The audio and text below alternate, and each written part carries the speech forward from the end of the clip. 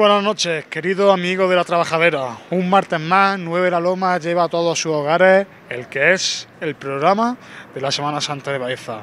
Y nos encontramos hoy en una confluencia de barrios, en la calle San Francisco, cerquita de la parroquia de San Andrés, cerca también de la parroquia del Salvador, cerca del convento de la Encarnación, de la iglesia del antiguo convento de los Trinitarios Descalzos, en un sitio pues en el que se respira un ambiente sacro y en el que también tienen su sede varias cofradías penitenciales y de gloria de nuestra ciudad de Baeza.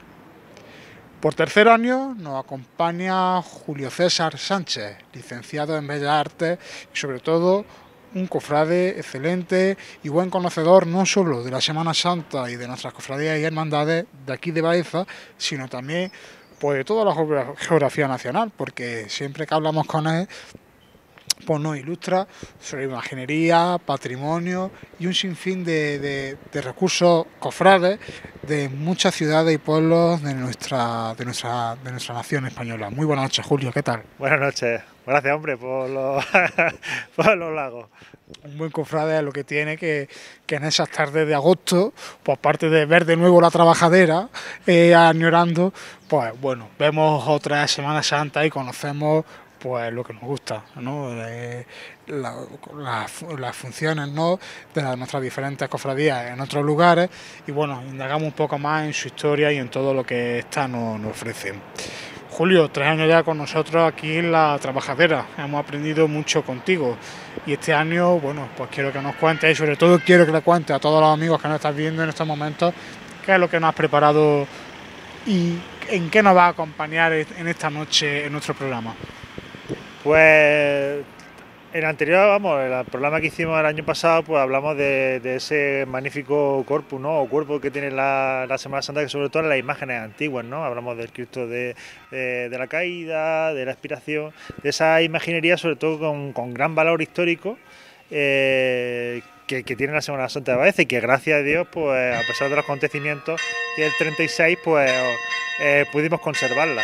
Entonces ahora lo que yo quería hacer sería una continuación, ¿no?, de ese patrimonio después de la guerra, ¿no? Entonces es como la historia, ¿no? La historia está el antes de Cristo y el después de Cristo y digamos que trasladado al mundo semanasantero siempre está antes de la guerra y después de la guerra. Pues en primer lugar, una de las imágenes que ahora que visitaremos, pues será el resucitado, el antiguo resucitado del resucitado que tuvo la cofradía, el primitivo.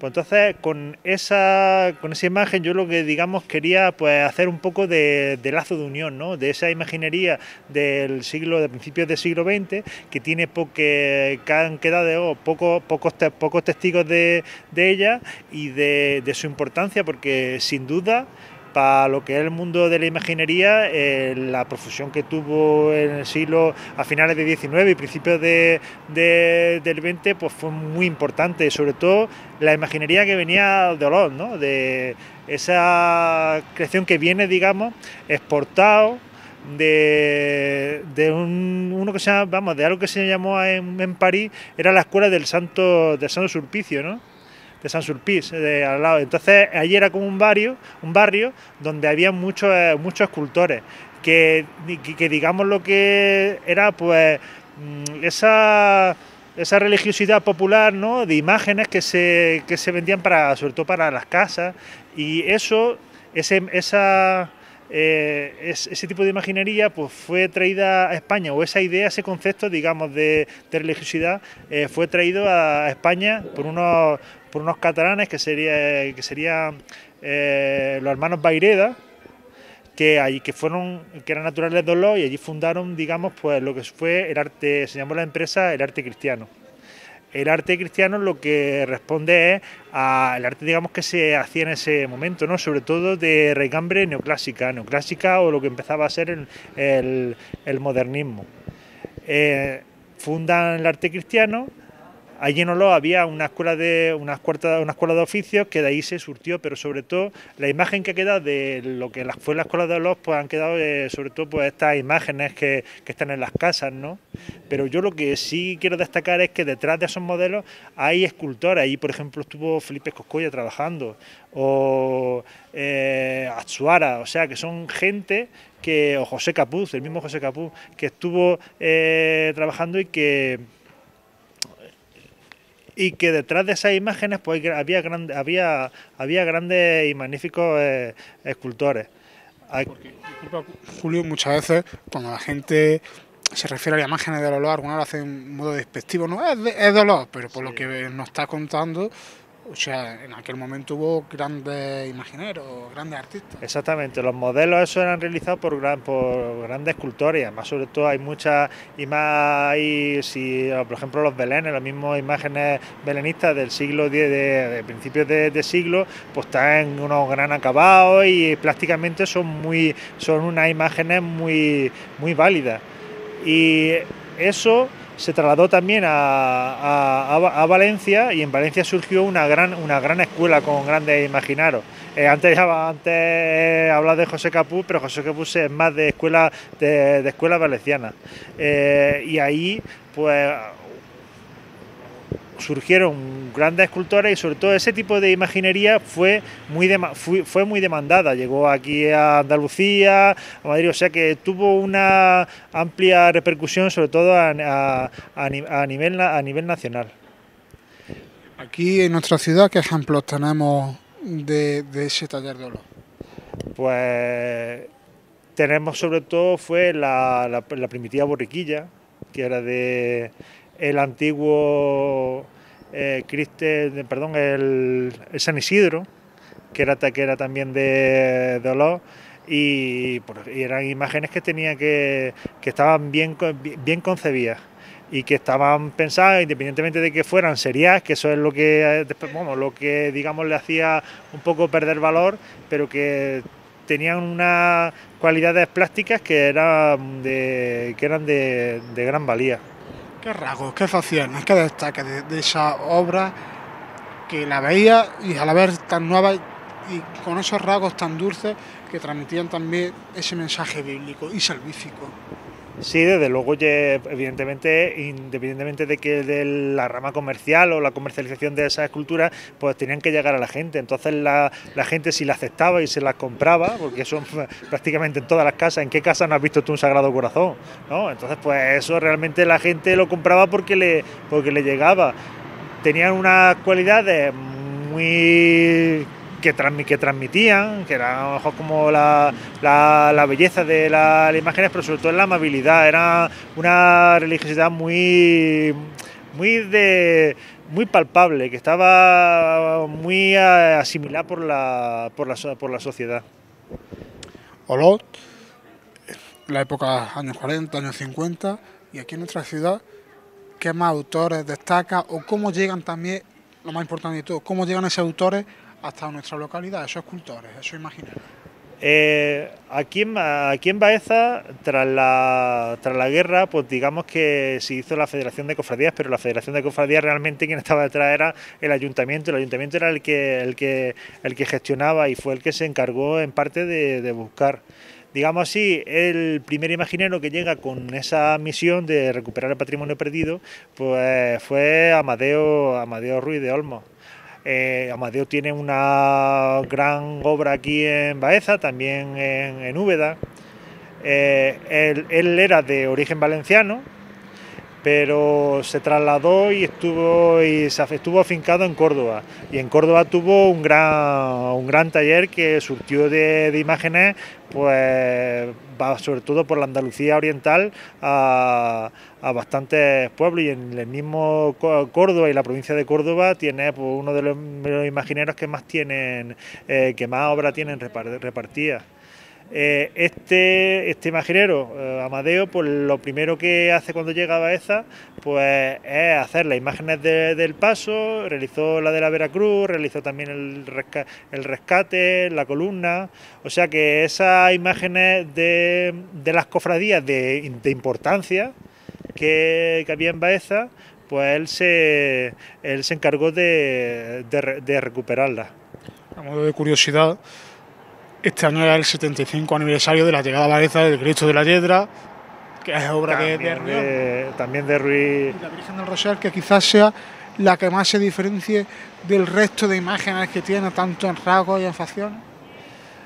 La Virgen del Roser, pues eso se supone que es un encargo a través de Tallada, del practicante de Miguel Tallada, y se supone de que digamos, la referencia que le dio era una imagen que tenía él, y él más o menos lo que hizo fue adaptarse, y lo que hizo fue una interpretación o una copia de estas imágenes, pero que sí que tiene gran dulzura, tanto la Virgen como el niño, además de talla completa y muy bien realizado.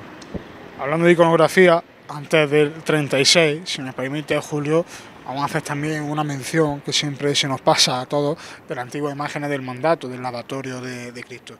¿Tú de quién crees que podrían ser esas imágenes? Y sobre todo, ¿por qué nadie después se interesó por recuperar esa cofradía? Pues, hombre, en principio el origen de las imágenes se desconocía, pero todo al hilo de lo que hemos estado hablando, casi podríamos apostar de que serían de escuela valenciana. ¿Por qué? Pues sobre todo porque era la época. Además, en Baeza ese tipo era donde se surtía. Está el Cristo, este Cristo que nosotros vamos a comentar, del Cristo de Resucitado, y luego también, por ejemplo, en los años 20 pues se trajeron más imágenes de la Casa Burillo, los ladrones de la Veracruz. Se trajo también el Cirineo, o sea, de que hay realmente una relación que tiene su porqué, y yo se la adjudicaría a ellos. Con respecto a esto que me dices, hombre, particularmente yo creo que siempre es la masa.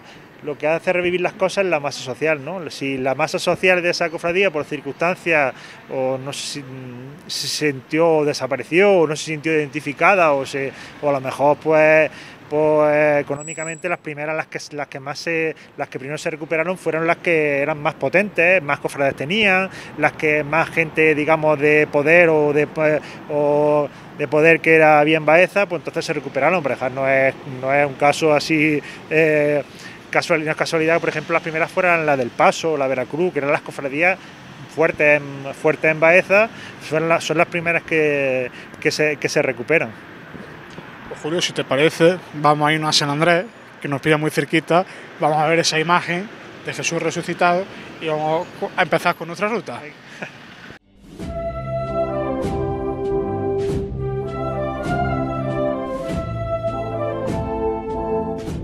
Bueno, Julio, pues nos encontramos ya en el interior de la parroquia de San Andrés y bueno, frente a la Virgen del Alcázar, a la patrona de nuestra ciudad, pues estamos también a los pies de la imagen del resucitado antiguo, que en la década, al principio del 2000, también procesionó por las calles del barrio en Villaluce, ya en la Pascua Florida. Bueno, siguiendo la tónica de este programa, cuéntanos, pues bueno, lo que nos pueda dar de datos de interés acerca de esta imagen. En principio he escogido esta imagen para hablar de ella porque me es muy interesante. Primero, que es de las pocas imágenes que procesionaron o de los principios del siglo XX. Y luego, sobre todo, que también es una imagen de que está un poco apartada o poco valorada. Y independientemente, yo lo que quiero yo hablar de ella, de que es la importancia que tuvo, sobre todo la escuela valenciana, ¿no? Que viene un poco de olor, pero que tuvo tal profusión que incluso podríamos decir perfectamente que fue, digamos, la segunda edad de oro de la escultura y de la imaginería. Las imágenes de olor, nosotros la imagen que lo que recordamos sobre todo pues son las imágenes de escayola, pero detrás de esa imagen de escayola hay modelos que realmente están muy bien trabajados. y que son que por esa banalización, ¿no? O esa comercialización, pues entonces se ha denostado un poco, pero que hay detrás de esa escultura hay obras muy interesantes, como es por ejemplo el caso de este resucitado. Este resucitado, también una de las cosas interesantes que tiene, es que fue traído por suscripción popular. Fue traído a iniciativa de Andrés de la Poza Paz, que fue el primer hermano mayor, y entonces fue pidiendo por las casas para traer esta imagen, el resucitado, que también fue de las primeras cofradías del resucitado en Andalucía. Una vez que consiguió recaudar el dinero, compraron la imagen y ya procesionó en ese mismo año de 1910. La imagen no tiene, digamos, no hay ninguna documentación sobre ella, pero sí por sus características y por cómo está hecha, pues es de taller, también por la época es de taller valenciano. Por ejemplo, no es casualidad que haya muchas imágenes que tengan origen valenciano por aquí, por esta zona de Jaén. Sobre todo, primero, teniendo en cuenta que desde 1850 pues hay, digamos, un trasvase, ¿no? O sea, de gente, obispos que vienen de son naturales, oriundos de allí de Valencia, y luego clérigos que también emigran o que van destinados allí a Valencia. Entonces, quiera que no, hay una comunicación que, por ejemplo, si empezamos a investigar, por ejemplo, en Jaén hay imaginería que en Valencia, por ejemplo, el Cirineo de nuestro Padre Jesús es de escuela levantina. Por ejemplo, la Verónica también es de escuela levantina. El Cristo del rescatado, de la Veracruz, pues también es de escuela levantina. Y por aquí, por ejemplo, en Úbeda, hubo un resucitado que se perdió, que también era de escuela levantina, que era de Pío Mollar Franch. Por ejemplo, en Linares había tanto obras de Pío Mollar como, por ejemplo, de Francisco Gregory. De este resucitado, más concretamente, pues sobre todo lo que destaca de él es ese movimiento, ¿no? de ascensión, ¿no? Que sale sale del sepulcro, que está abierto aunque aparezca tapado, pero está ahí la losa de salir, que abre los brazos y que esa mirada también es cómplice con el cielo, ¿no? Como anhelante de esa ascensión. Porta un banderín, que es signo como de salvación, ¿no? De la cosa, como esa victoria hacia la muerte, y fue cuando lo trajo, cuando vino el Cristo, lo primero que yo portó fue un banderín con el anagrama de JHS.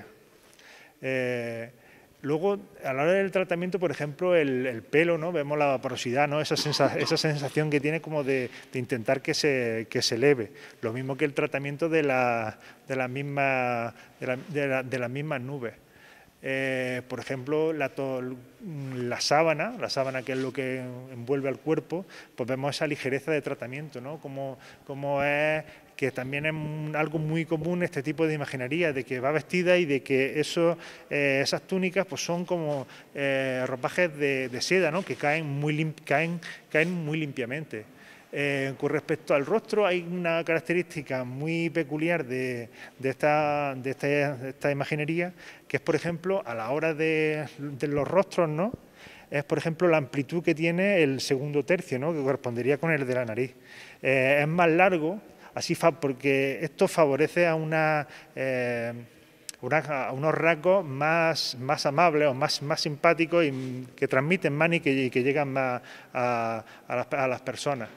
La barba es más escasa y la nariz también tiene un perfil griego. Y sobre todo que se sale más de lo que estamos acostumbrados a ver, porque nosotros, nuestro cuerpo de imaginería es la imaginería barroca, ¿no?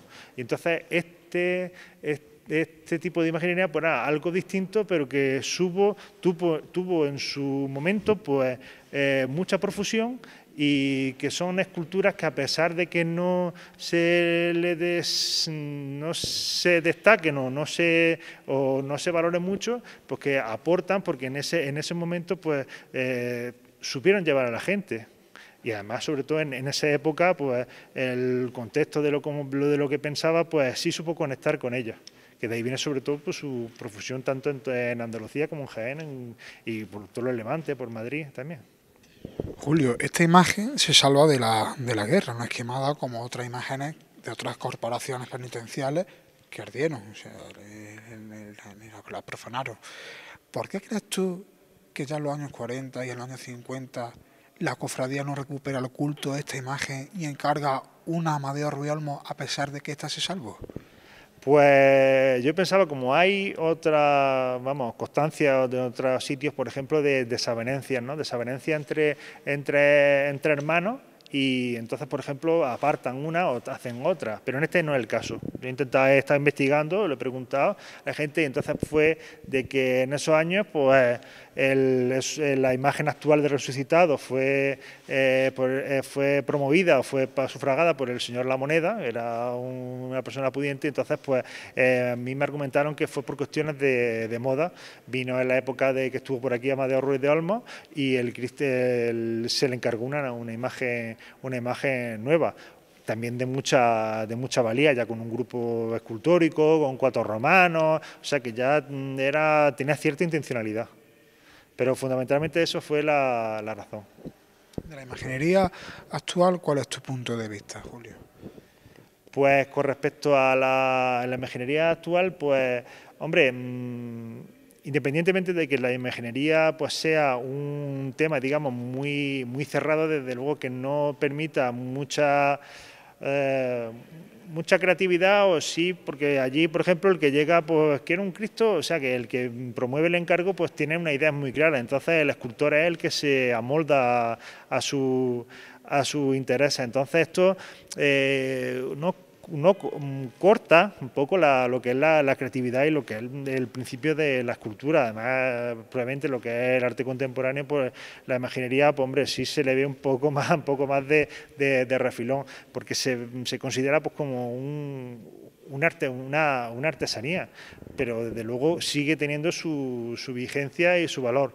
Yo lo único, desde mi punto de vista, lo que yo sí pienso, de que a lo mejor esos modelos que realizaron pues Montañés, Juan de Mesa o José de Mora, pues responden a unos criterios que eran capitales en esa época, ¿no? Eso responde a la gente, a la forma de llegar a la gente de aquel tiempo, ¿no? Ahora yo pienso que esos registros son distintos. Nosotros ahora, por nuestra mentalidad, pensamos en otro tipo de cosas, nuestros conocimientos son distintos, nuestra educación es distinta. Entonces hombre, la Semana Santa en sí es una celebración que está basada en la tradición, ¿no? Pero yo realmente quizá a lo mejor seguí copiando una vez y otra vez todos los modelos que ya están explotados, hechos, pues entonces pues sí, están muy bien hechos, muy bien realizados, pero quizá a lo mejor yo creo que se le podía dar un punto más, que quizás por el encargo, pues sí está un poco atado, digamos. Julio, ahora vamos a irnos a la iglesia de San Pablo, a la parroquia de San Pablo, y bueno, allí una de las imágenes que más destacan por su expresión, por su belleza y por su devoción es la de Nuestra Señora de la Angustia, también de taller valenciano, que gracias a la retransmisión que hizo Televisión Española en el 99 dio a conocer su autoría y su procedencia. Estamos los de Valencia, de Levante, antes de irnos allí para ir abriendo también un poquito de boca entre todos nuestros cofrades que nos están viendo en estos momentos. Cuéntanos algo de esa imagen de la angustia. Pues efectivamente esa imagen es del taller valenciano. No se sabía su autoría hasta que, gracias a la retransmisión de la general, pues llega una mujer lo ve, ¿no? Entonces reconoce la escultura que hizo su padre, ¿no? Entonces pues, el hijo estuvo por aquí y ya dio testimonio de que esa era la imagen suya, además dio por visto detalles de cómo venía embalada, y por ejemplo venía embalada en una caja de madera y estaba rellena de arroz. Venía de Valencia de arroz. Exactamente, no hay cosa más valenciana. Pues, y entonces el escultor era Juan Ginés Marzagosa, era el escultor. A mí por lo menos ese tipo de angustias pues me gusta mucho en el sentido de que, por ejemplo, tiene... no responde a la tradición de lo que es la piedad española, ¿no? O la piedad me refiero en ese modelo que sería pues, las que hizo Gregorio Fernández, las que continuó Salcillo. Esta es más de tipo miguelangelesco. O sea que la Virgen abraza al Cristo.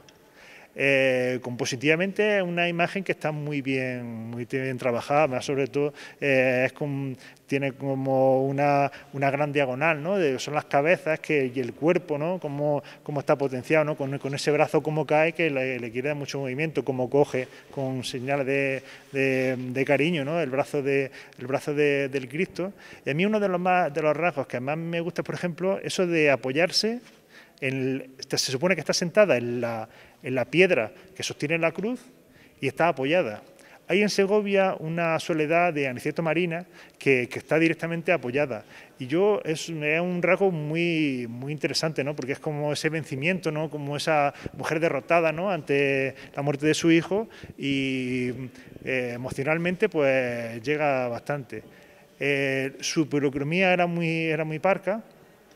Era tintas planas, hombre, tampoco las imágenes por la fotografía de la época, quizás no, pero sobre todo esa característica de que era tintas planas, sí está. Y luego ya fue, en el año 1960, fue policromada por Juan Luis Vasallo, con una policromía magistral que tiene la Virgen, con riqueza de estofados y de decoraciones. Exactamente. Fue para bueno, ¿no? Sí, de luego mejoró, pero fundamentalmente tiene que tener esa base, ¿no? Y esa base de buena escultura, para mí desde luego que sí lo trae. Además la Virgen tiene una cara muy aniñada y muy guapa, y el pelo, se enseña su pelo, y sobre todo a mí lo que me gusta también que él tiene un pañuelo, no tiene un manto, sino que un pañuelo que le cubre la cabeza, y luego aparte un manto que le cae sobre los hombros. Julio, tenemos la mala suerte, bajo mi punto de vista, que la Virgen de la Angustia sale en un trono que para mí pues tiene una medida muy buena, muy óptima, y ahora también los últimos años, aparte de la calidad del trono, también con ese monte de iris que digamos que completa con esos detalles de la corona de espinas, el sudario y demás. ¿Crees tú, igual que por ejemplo cuando dice una imagen, pero el vestidor influye, crees tú también cuando se hace un trono se debe fijar más y reflejar más la iconografía y la imagen para hacer los tronos, o quizás crees tú que se están comprando tronos por comprar o siguiendo otras corrientes y no ponen tanto en valor la imagen en la calle? Sí, desde luego esto que tú dices yo sí lo considero algo capital. Además luego, por ejemplo, cuando vayamos a la encarnación hablaremos del Cristo, y ese Cristo y el trono lo hizo el mismo autor, y eso sí quedaba reflejado, ¿no? Y sobre todo tanto la concepción de la imagen de Cristo, que luego ya cuando vayamos allí ya hablaremos sobre ella, y la concepción del trono, y tiene unas características especiales que le ayudan, que le ayudan a la visión o la visión de ese Cristo a esa altura, y que es muy interesante. Yo sí pienso de que se debe de adaptar, de que el trono es parte de la imagen, y si va acompañando pues mucho mejor. Ahora lo que pasa es que digamos que el trono no se ha pensado como un producto, entonces yo particularmente, desde mi humilde opinión, hay muchas veces que yo siempre que veo prácticamente el mismo trono. A mí la riqueza, ese tipo de trono, por ejemplo el trono malagueño, el trono de Carrete, o los tronos sevillanos, que tienen que son muy buenos, pero que que quizá esa adaptación de la imagen hacia al trono, pues entonces eso sí creo que se ha perdido. Si te parece, Julio, nos vamos a la Encarnación y allí seguimos aprendiendo un poquito más sobre nuestro patrimonio y nuestra imaginería.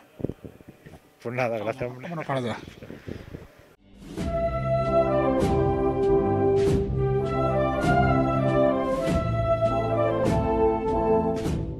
Nos encontramos en el bello marco de la Iglesia de la Encarnación, que gracias a la Cofradía del Santo Entierro, pues a día de hoy abre de nuevo sus puertas para recibir a hermanos, fieles, devotos, baezanos y visitantes. Y nosotros esta noche, la trabajadera, después de haber visitado las parroquias de San Andrés y El Salvador, nos encontramos en este lugar. Y nos encontramos concretamente, como podrán ver, ante Cristo yacente en su urna, en este pues, bonito retablo, ante el maravilloso también retablo mayor de esta iglesia. Y bueno, nos encontramos con nuestro amigo Julio hablando de imaginería en Baeza.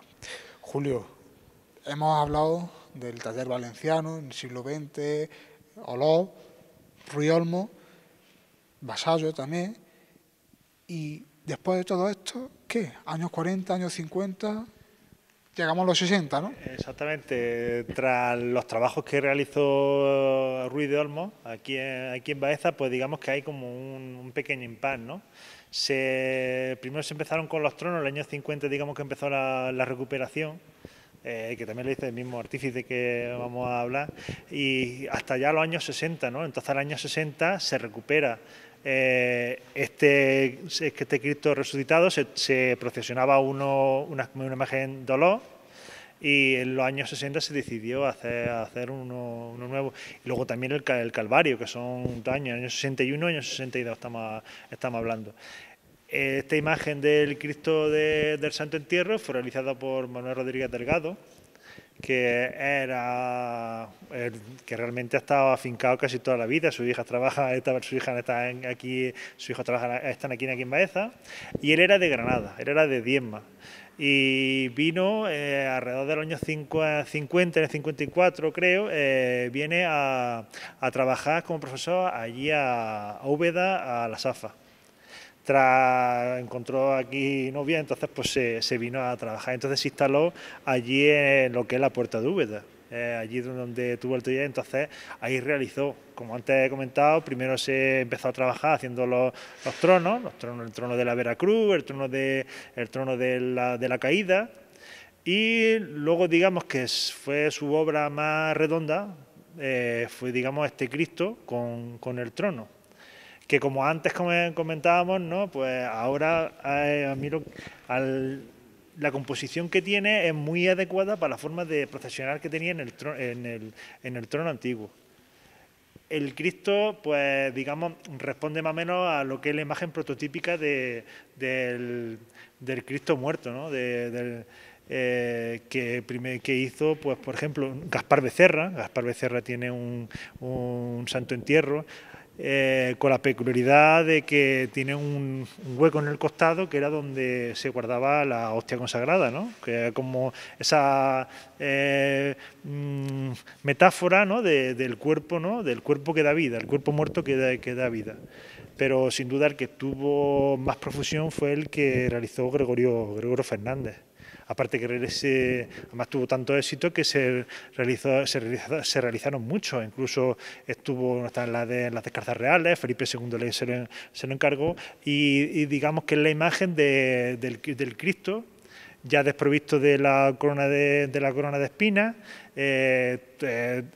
tumbado, y antes de que se le echara el sudario encima. Lo que destaca del Cristo es esa pose, ¿no? Que sobre todo el Cristo de Gregorio Fernández pues está preparado para una visión desde un punto de vista un poco más alto, ¿no? Entonces el cuerpo se torsiona y deja caer. Pero por ejemplo, es lo que yo destaco de que estaba preparado para la forma que estaba hecho, ¿no? Pues entonces él lo prepara como un túmulo, ¿no? Lo sube en un túmulo, y entonces la visión es de alta, y lo que más tiene trabajado digamos que es el perfil. Incluso esa cabeza, como cae para atrás, pues prácticamente funciona. Parece, Julio, nos ponemos aquí para que nuestro compañero Paco, que está aquí con nosotros, que lo estamos convirtiendo en un gran capellita, pues que pueda... Sí, y ya te digo, ese rasgo de que la cabeza vaya para atrás, pues entonces le da más practicidad y esa es como una especie de montaña, de un perfil muy bien definido. Apoya la cabeza sobre una almohada y el gesto que tiene, que yo más valor le doy, el que sin duda más plástico es el brazo como cae, que eso evoca al cuadro de La muerte de Marat, de Jacques-Louis David, y es un rasgo muy bonito como deja caer esa que da al Cristo pues más sensación de muerte, ¿no? De un cuerpo inánime que está apoyado sobre el túmulo. Con respecto a la policromía, pues digamos no tiene quizás muchos matices, pero sí tiene un tono muy adecuado, ¿no? Esos tonos grisáceos, verdosos, que le dan al Cristo gran consistencia. Y a la vez, a la hora de la expresión de la sangre, pues entonces no es un Cristo muy sangrante, que por ejemplo estos Cristos que estamos comentando de Gregorio Fernández sí son muy sangrantes. El rostro que tiene también lo tiene muy definido, con unos rasgos potentes, unos rasgos fuertes, los ojos están más hundidos, la nariz es grande, o sea que es un rasgo que demuestra sobre todo personalidad. También, por ejemplo, lo que me parece muy interesante es que las piernas, pues todavía tienen marcada la posición de la cruz, ¿no? Como una pierna que se eleva y luego la otra que está como doblada de haber estado por detrás de la otra. Esto que comentamos, por ejemplo, con su trono, que antes me hacía un pequeño inciso con él, pues por ejemplo, el trono estaba muy adecuado a este Cristo. Era alto, tenía una forma paralelepípedo, pero tenía varios salientes, varios salientes y varios entrantes. Y a la hora de salir, la visión que se tiene de la imagen es en alto, ¿no? Entonces este perfil es lo que va a definir la imagen. Y luego, por ejemplo, ese brazo también plásticamente también da, es como una seña de identidad en la imagen. Manuel Rodríguez Delgado, años 60. Y Vasallo también, que hemos dicho que porque sí, prácticamente las dos cofradías creo que celebraron el aniversario de la llegada de sus titulares en el mismo año. A partir de ahí, ¿qué más encontramos? Pues digamos que también hay como un valle que sería hasta los años 80, que digamos que empezaría otra vez a despertarse lo que es el interés cofrade. Pues por ejemplo en el año 82 pues tenemos la llegada de la Virgen de la Aurora, tenemos también el Cristo de la Buena Muerte. Y luego ya, pues ahí ya viene, a partir de eso ya viene, digamos, el gran subidón, el gran resurgir de la Semana Santa de Baeza, con las nuevas imágenes que se trajeron de vírgenes, la fundación de nuevas cofradías, el llevar los tronos a hombros, que eso pues dio gran realce, pero sobre todo eso, la vida alrededor de las cofradías, pues cambiaron. La imaginería mariana cobra, como bien ha dicho Julio, en los años 80-90 una especial importancia. Son muchas las corporaciones penitenciales que empiezan a incorporar titulares marianas. Aprovechando que estamos en esta iglesia de la Encarnación, si te parece, podríamos hablar de la Virgen de los Dolores, que a mi modo de ver es una de las imágenes más bellas que tenemos en nuestra Semana Santa y que pasa muy desapercibida. ¿Qué nos puedes tú decir de esta imagen? Pues esta imagen, pues como estaba hablando, pues son digamos, esta fue de las primeras que responden a lo que tú estás comentando, ¿no? De las recuperaciones de advocaciones marianas. primero fue la Veracruz y posteriormente en el año 90, bueno, la Veracruz también trajo la humildad en el año 88 y posteriormente fue esta, el año 90. Además que, por ejemplo, esta ya se sale un poco del marco, lo que queremos decir que es un imaginario cordobés, que no viene de Sevilla, aunque tiene gran influencia sevillana, pero es de Córdoba. La obra es de Miguel Ángel González Jurado. Este escultor fue discípulo, estuvo trabajando con él en Sevilla, con Álvarez Duarte, y por ejemplo eso sí se ve. Además esta imagen, por ejemplo, que es de su primera época, pues sí se ve esos rasgos del maestro, ¿no? Como que es lo primero que hace, ¿no? El alumno cuando sale del taller, pues lo primero que hace es copiar al maestro, ¿no? Entonces sí se ve pues esos rasgos, ¿no? que son tan característicos en la obra de Álvarez Duarte. Por ejemplo, aquí tenemos la obra de la Virgen de la Columna, y entonces pues sí se ve cierto parecido, ¿no? Ese rasgo así más aniñado, aunque está un poquillo algo más, no es tan niña, es algo mayor, pero sí es una mujer joven. Y es ese alargamiento de la cara, la barbilla. Aquí, por ejemplo, es menos pronunciada. Eso sí es un rasgo muy de Álvarez Duarte. Pero sí lo que tiene esta imagen, que es lo que yo creo que definiría un poco la obra de Miguel Ángel González Jurado, con respecto a es que sí tiene una intención más de un dolor más místico, está más ensimismada. Busca la belleza, pero yo creo que lo que sí quiere transmitir, y además yo creo que lo transmite con bastante fuerza, es ese dolor místico, ese rum en la cabeza de algo que se sufre en el interior. Las manos también son muy bonitas, muy al estilo de Álvarez Duarte, ¿no? Con los dedos largos y muy bien talladas y con mucho movimiento. Y la policromía también muy característica, ¿no? Son entornos así, digamos, tierra y también muy característica de su obra.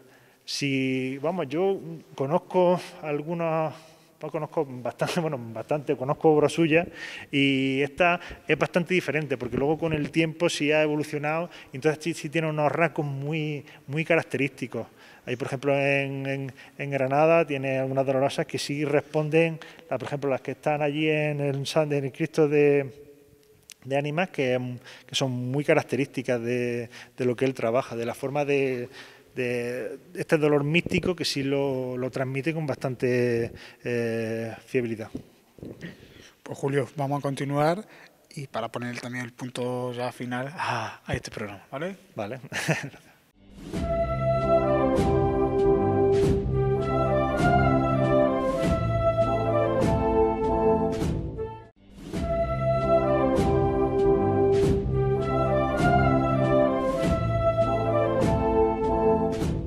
Pues nos encontramos ante el Señor de Baeza, ante el Señor del Paso, y también de María Santísima de la Amargura, San Juan Evangelista y la Mujer Verónica. Una capilla de cumplimiento cuando uno visita esta céntrica parroquia, ¿verdad, Julio? Pues sí, desde luego, no en vano era llamado, ¿no?, el Señor de Baeza, y además que es de las cofradías que más rancio abolengo tiene en la ciudad. El nazareno, pues esta cofradía responde pues a la imagen prototípica de digamos, la cofradía que de más renombre, de más importancia en la ciudad, ¿no? Es la cofradía del Nazareno, que tiene las imágenes de la Virgen, del San Juan y de la Verónica, que es la procesión del encuentro, y que también sale en la madrugada, porque aunque el paso ahora sale por la mañana, el paso salió en su tiempo hasta el año 32 en la madrugada. Tras los sucesos del 36, pues estas imágenes fueron de las primeras también en recuperarse. Me refiero a las imágenes secundarias, la Virgen, Verónica y San Juan. Fueron realizadas por Amadeo Ruiz de Olmos, que digamos que fue el primer imaginero el que se llamó para recuperar esas imágenes. Hizo estas tres, también realizó la de la Veracruz, que luego posteriormente hablamos, y también el Cristo de la Hiedra. y de otras imágenes también, por ejemplo, el resucitado y la imagen de la Virgen de... la columna también. Exacto. La columna, la Virgen del Cristo de la Columna y la Virgen de Andújar, vamos, la Virgen de la Cabeza, de allí de San Antonio. Pues en principio, pues la imagen de la Virgen pues es muy típica de la producción de Amadeo Ruiz de Olmos. Es sobre todo una dolorosa que tiene una imagen de dolor, pero más de dolor más físico, más, diría, no tiene tan fondo psicológico. Lo que sí es muy característico de él son sus policromías, aunque son un poco pobres, pero sí digamos que tienen un marcado sello personal. Por ejemplo, con los tonos así verdosos, ocros verdosos. Sobre todo aquí lo que tiene es la imagen más pálida de la cuenta, que cae más como, digamos, al desmayo, es lo que inculca la imagen. El San Juan, que seguramente es la de mayor mérito de las tres, pues está más trabajada. Tiene una imagen, un rostro pues más profundidad psicológica. Además, también que a mí lo que me gusta y lo que me parece más paradójico de la imagen, que tanto en la producción de Amadeo Ruiz de Olmos, en otras también se ve, pues es que, por ejemplo, esa boca cerrada, ¿no? A mí, esta imagen, a pesar de tener la boca cerrada, ese gesto, pues condensa mucha profundidad psicológica, ¿no? Realmente se percibe la profundidad del pensamiento del San Juan, ¿no? Que aparece con la palma y con la mano señalando a lo que es la vía dolorosa. Muy destacable pues, el tratamiento de la barba, que el San Juan aparece con una imagen joven, como dice el testamento, pero a la hora de solucionarla, pues con esos pequeños golpes de media caña y la policromía tan acertada que tiene, pues desde luego es muy realista. Y dentro de la parquedad que tiene la policromía, pues sí tiene algunos matices, algunas más riqueza de matices, de rojo, incluso de grises, pero en esa tonalidad que antes hemos hecho también alusión, allí en la Virgen y en la producción de lo que es de Amadeo Ruiz de Olmos. Y por último, pues la Verónica. La Verónica también ya una imagen, digamos, un hombre más impersonal, sino también más de escuela, digamos, ¿no? Responde a una mujer de mediana edad y tiene una imagen de dolor no muy marcado. No tiene esa profundidad psicológica del San Juan, ni tampoco ese dolor tan agudizado como tiene la imagen de la dolorosa. Y esa tonalidad pues también se repite en esos ocres, que ya les digo, es que es muy característico y a mí personalmente me gustan mucho. Estas tres imágenes se recuperaron también para realizar la ceremonia del paso, que es muy tradicional de Baeza y sin duda que es una celebración que no se repite mucho en lo que es la Semana Santa de Andalucía.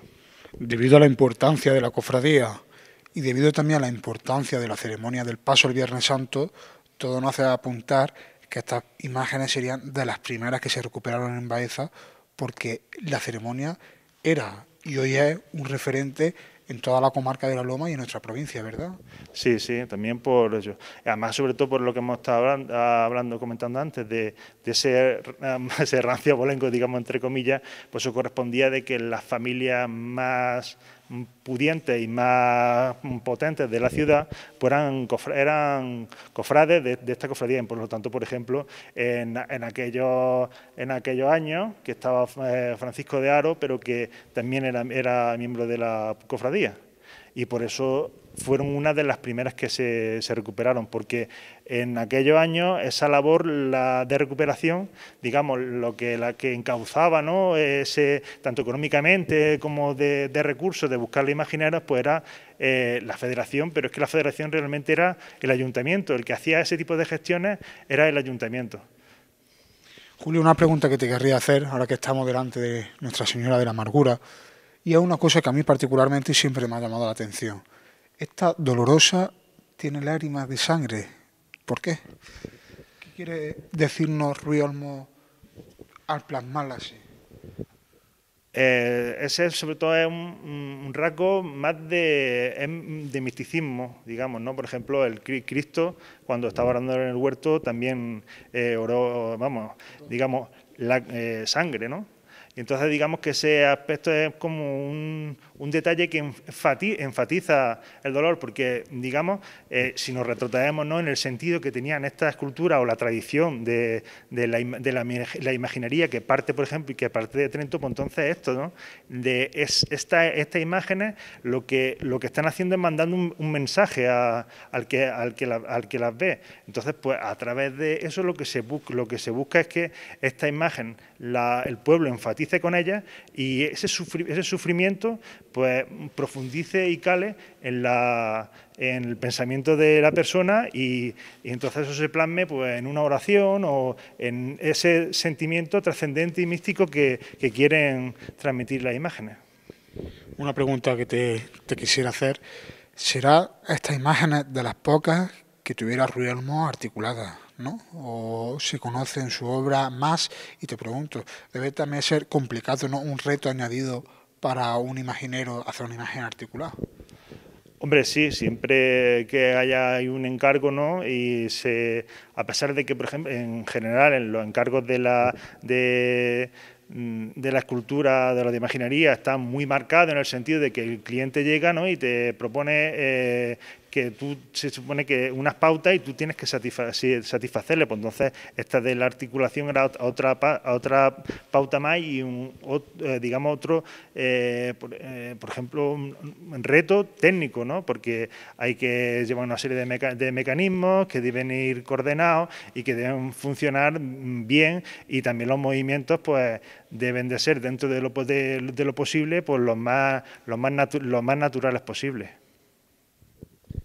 Te quiero preguntar, Julio, porque ya hemos visto, cuando nos has comentado antes, la Puerta de San Andrés, la angustia, que tenía una imagen de la posguerra, estas imágenes de Ruy Olmos, las más recientes que tenemos en esta iglesia, bueno, las Tres Marías, como decimos en Baeza, San Isidro, Nuestra Señora de la Merced y Piedad, pero sí me gustaría que antes de marcharnos, porque siempre ha habido una incógnita, ¿no?, acerca de la autoría de Nuestra Señora del Carmen, que también es de la posguerra. ¿Nos puedes contar algo? ¿Tienes algún dato sobre ella? ¿Alguna influencia de alguna escuela? Hombre, como ya hemos tratado, pues entonces, por ejemplo, a la hora de recuperar lo que fue la imaginería sobre todo en la provincia de Jaén, hay que tener en cuenta algo que bueno, puede parecer baladí, pero sobre todo es un rasgo de que, por ejemplo, la influencia de la escuela valenciana, ¿no? Ahora mismo digamos que la más potente sería Sevilla, ¿no? Y entonces donde van las cofradías a encargar sus imágenes, pues es a buscar imaginarios sevillanos normalmente. Pues entonces en esos años pues Valencia tenía mucha influencia en lo que era en la demanda. Por ejemplo, no en vano, ahora hablaremos después de la Virgen de la Angustia, pues es de escuela valenciana. Y esa imagen, la Virgen del Carmen, pues ha habido personas o bueno, teorías de que se la adjudicaban a Amadeo, pero realmente no está datado de que sea de Amadeo. Entonces, por lo más posible es que sea de escuela valenciana. También la postura, ¿no?, como la Virgen de los Desamparados de Valencia, un poquito inclinada hacia adelante. Sí, y además, pero sobre todo el otro rasgo de que, por ejemplo, el niño es añadido, es posterior, es de otra mano distinta. Entonces, es una Virgen, digamos, que sería adaptada. Tenía otra vocación y fue transformada en una Virgen del Carmen. Pues nosotros vamos a continuar, Julio, por nuestras parroquias, por nuestra iglesia, en este programa de La Trabajadera.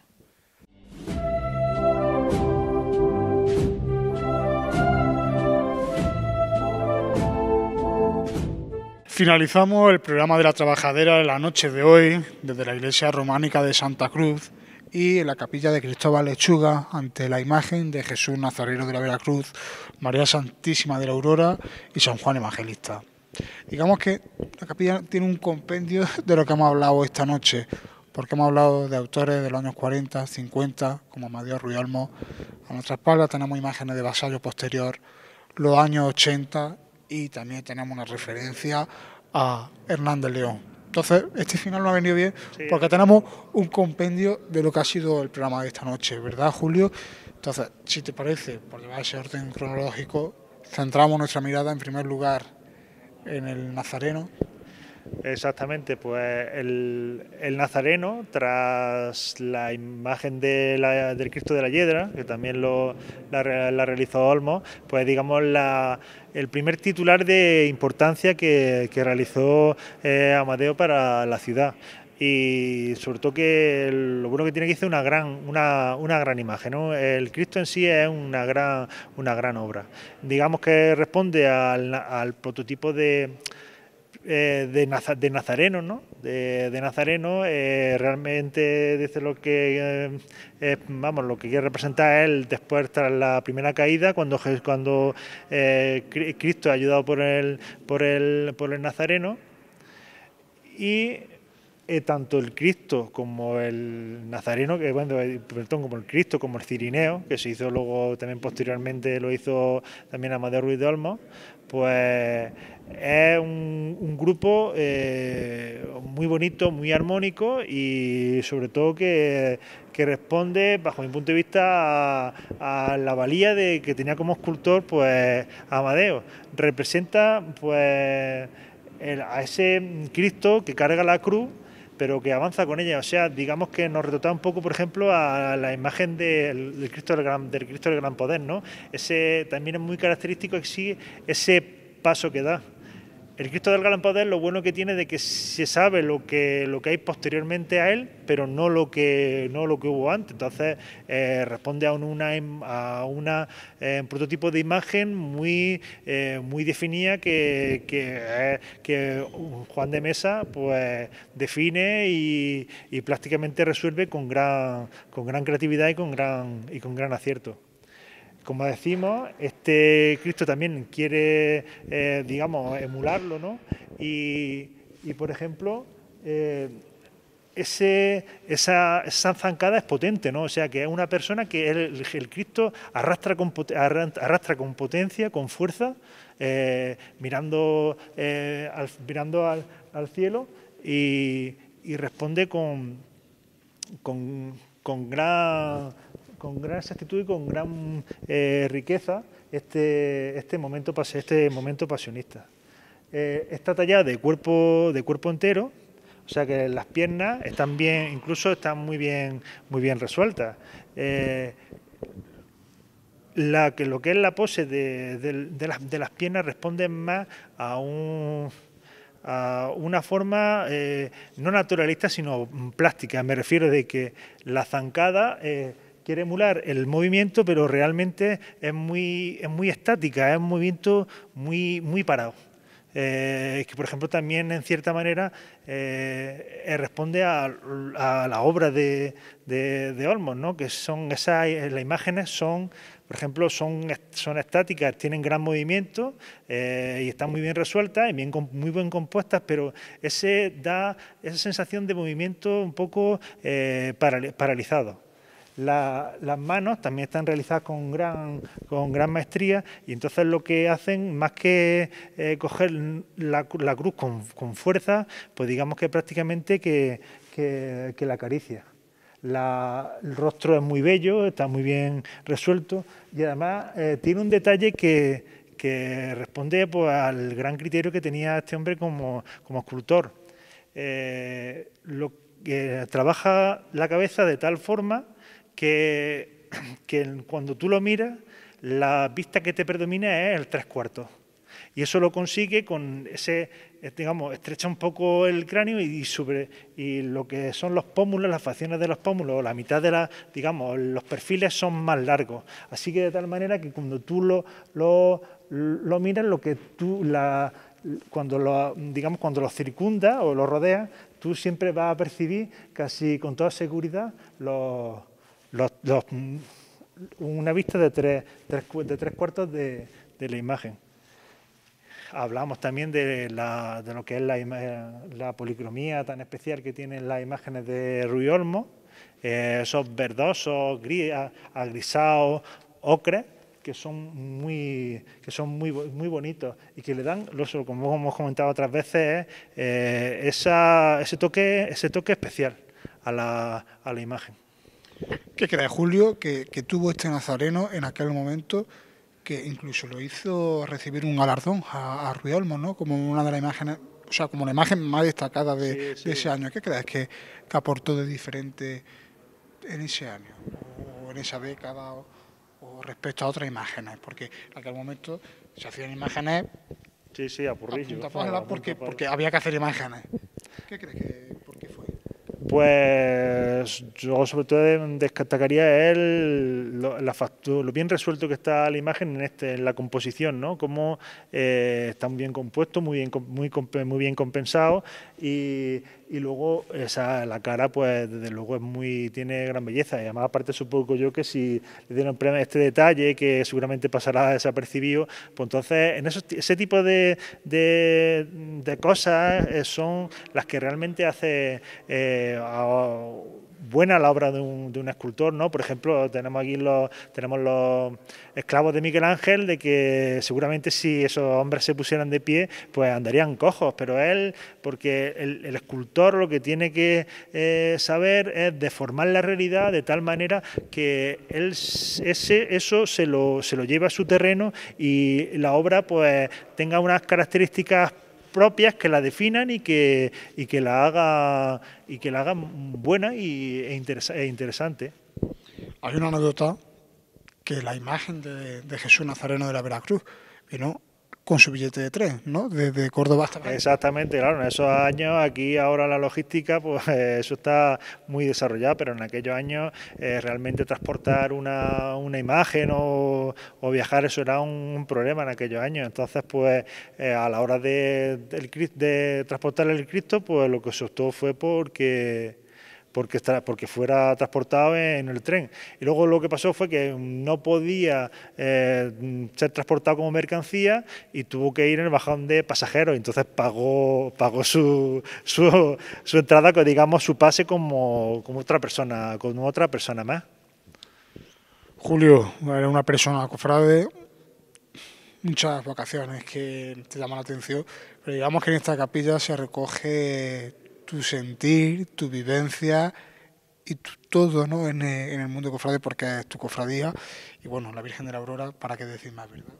Hombre, esta es mi cofradía de niño, la cofradía a la que pertenece mi padre, a la que perteneció también mi abuelo y en cierta manera también pues la imagen, aunque ha sido variada de otras formas, digamos, pero sí tiene esa esencia, ¿no? Yo ese cariño le tengo de que es una imagen que realizó mi padre, pero que en esta capilla, pues siempre que vengo a esta iglesia, pues siempre procuro pararme y ver al Cristo y hacerle una oración, pero en mi casa, además, eso en el taller, incluso en mi casa, pues hay muchas estampas y desde luego este Cristo, pues yo lo tengo también especial cariño, pues por eso, porque es de mi Cristo, ¿no?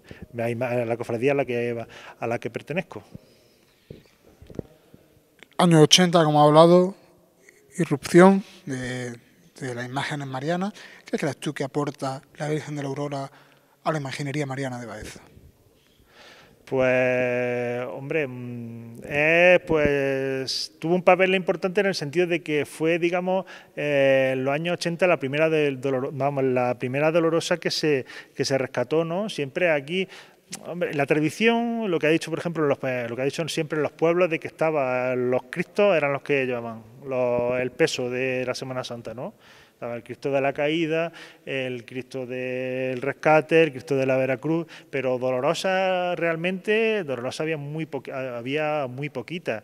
Y es más, incluso era una imagen de que se prestaban unas cofradías a la otra. Y entonces, pues, esta recuperación de la Virgen, pues entonces un paso importante porque esa recuperación de esa vocación mariana digamos que va a ser emulada por otra, y entonces, por ejemplo, a partir de esta Virgen de la Aurora, pues vino la Virgen de la Columna, vino también la Virgen del Santo de la Humildad, la del Santo Entierro, y ahí se desemboca prácticamente de que esas cofradías que tradicionalmente habían sido cofradías de Cristo o cristíferas, pues ya tienen la inmensa mayoría tienen sus dolorosas que le acompañan en su dolor y en su procesión en la Semana Santa. San Juan Evangelista Hernández León, que tiene muchísimas imágenes en nuestra ciudad. El misterio de la Sagrada Cena, Virgen de la Paz, San Juan Evangelista y Virgen de los Dolores del Rosario. Una influencia del artista sevillano que fallecía hace unos meses en la capital hispalense. Años 80. ¿Cómo resume la evolución de la imaginería en ese año y sobre todo también la presencia y huella de Hernández León en la imaginería de Baeza? Hombre, aquí sobre todo una de las características que se da a través del tiempo, sobre todo en la recuperación de imágenes o de traídas de imágenes nuevas, es sobre todo la repetición o echar mano al mismo imaginario, ¿no? Amadeo Ruiz de Olmos deja un gran legado, ¿no? Y por ejemplo Hernández León pues también tiene aquí está gran número de obras. Fue traído, digamos que el que lo trajo o el que lo introdujo en las cofradías baezanas, pues fue el cónsul, Rodríguez Moñino. Fue el que a la hora de hacer el San Juan, pues lo llevaron a Sevilla y fue ahí fue su primera obra. Y además también que a partir de esto, en Linares también realizó otro Cristo de la Humildad, y luego ya aquí digamos que hizo pues la Virgen de la Humildad, lo que es el grupo escultórico de la Santa Cena. Y yo a la obra de Hernández León, pues para mí lo que, la esencia que tiene es un expresionismo parecido o emulando a la obra de Ortega Bru, no con tanto empaque ni con tanta fuerza, pero yo sí veo un poco ese registro que no es tan naturalista, sino que es un poco más lo que se ve es la impronta personal, lo que el hombre le transfiere a la imagen.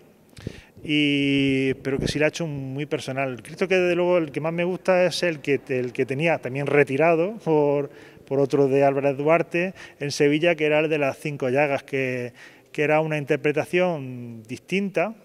Era un Cristo que tenía cambiado, que por ejemplo normalmente siempre el pie, el derecho de los Cristos, el Cristo apoya el pie derecho sobre el izquierdo.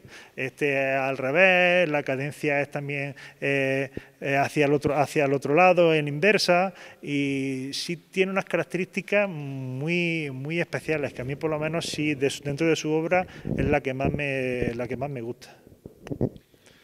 Julio, hemos hecho un repaso esta noche de los años 20, 30 hasta los años 80. Hay que dejar algo para el año que viene, para la próxima cuaresma, que ya nos meteremos de lleno en los años 90 y hasta el 2018, que ha sido el año que ha venido la última dolorosa, en este caso, a nuestra ciudad. No solo vamos de esta noche a todos nuestros amigos, porque si no nos vamos a quedar sin recursos, ya. Aunque tenemos muchos, pero hay que dejar algo también para el próximo año. Llegamos al fin de nuestro programa. Quisiera agradecer a Julio siempre la disposición que tiene hacia esta casa, hacia 9 La Loma y también hacia nuestro programa de La Trabajadera, el programa de los cofrades de Baeza. Hemos aprendido muchísimo con él. Hemos llegado, como he dicho, hasta los años 80. El año que viene nos tocará de los 90 hasta el 2018, que fue cuando se incorporó la última imagen mariana a nuestra ciudad. Muchísimo, aún de los que nos queda hablar, porque el patrimonio y el valor artístico de Baeza es inmenso y tendríamos para hacer un programa semanalmente. Agradecer también a las parroquias que esta tarde nos han abierto las puertas de sus templos, a la Cofradía de la Encarnación, al Santo Entierro, a la Cofradía de la Veracruz también por abrirnos las puertas de Santa Cruz. Y Julio, muchas gracias de nuevo. Nada, a ti, es un placer, ya sabes, me conoces, ya sabes que la Semana Santa pues me gusta mucho. Me gusta el arte, me gusta la escultura y disfruto con ella y hablando con ella, aunque algunas veces pues no esté acostumbrado a hacer este tipo de hablar en público o de expresarme, pues bueno, por lo menos lo intento hacer lo más decorosamente posible o lo más acertado, pero bueno, por lo menos la intención de que de transmitir por lo menos lo que yo disfruto, lo que a mí me gusta de viendo la imaginería de Baeza o de la escultura, los tronos, son cosas que a mí me llenan. Si he sido capaz de transmitir ese interés o el amor que siento yo hacia ello, yo me alegraría mucho. Pues muchísimas gracias, Julio, y muchísimas gracias a todos ustedes por seguirnos pues una semana más fiel a la trabajadera. Señores, muy buenas noches y felices vísperas.